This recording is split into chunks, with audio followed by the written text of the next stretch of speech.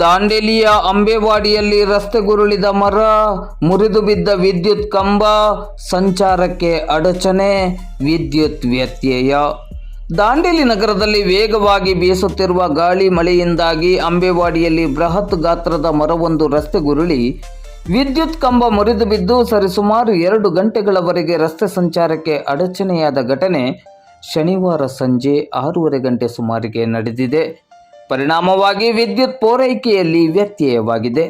ತಕ್ಷಣವೇ ಕಾರ್ಯಪ್ರವೃತ್ತರಾದ ಹೆಸ್ಕಾಂ ಕಾರ್ಯನಿರ್ವಾಹಕ ಅಭಿಯಂತರರಾದ ಪುರುಷೋತ್ತಮ್ ಮಲ್ಯ ಅವರ ನೇತೃತ್ವದಲ್ಲಿ ಹೆಸ್ಕಾಂ ಇಲಾಖೆಯ ಅಧಿಕಾರಿಗಳು ಹಾಗೂ ಸಿಬ್ಬಂದಿಗಳ ತಂಡ ಸ್ಥಳಕ್ಕೆ ದೌಡಾಯಿಸಿ ಅರಣ್ಯ ಇಲಾಖೆಯ ಅಧಿಕಾರಿಗಳು ಮತ್ತು ಸಿಬ್ಬಂದಿಗಳ ಸಹಕಾರದಲ್ಲಿ ಬಿದ್ದ ಮರವನ್ನು ತೆರವುಗೊಳಿಸುವ ಕಾರ್ಯಕ್ಕೆ ಮುಂದಾಗಿದ್ದು, ಈಗಾಗಲೇ ಮರ ತೆರವು ಕಾರ್ಯಾಚರಣೆ ಮುಗಿದಿದೆ.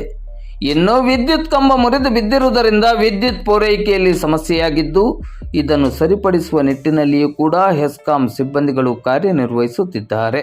ಇನ್ನು ಕೆಲವೇ ಹೊತ್ತಿನಲ್ಲಿ ಎಂದಿನಂತೆ ವಿದ್ಯುತ್ ಪೂರೈಕೆ ಎಂದಿನಂತೆ ಆರಂಭವಾಗಲಿದೆ.